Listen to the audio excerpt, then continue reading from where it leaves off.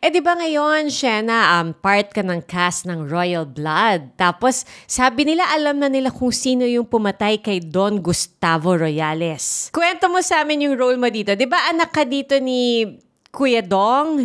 Ano ba tawag mo sa kanya? Kuya Dong? Tito Dong? Daddy D po. Daddy D. So, anak ka dito ni Daddy D. Do you sometimes teach sina Daddy Dong and your other castmates how to do TikTok dances and videos? Opo, we TikTok. Sino mga kasama mo mag-TikTok? Sila Tita Lian. Tita Lian.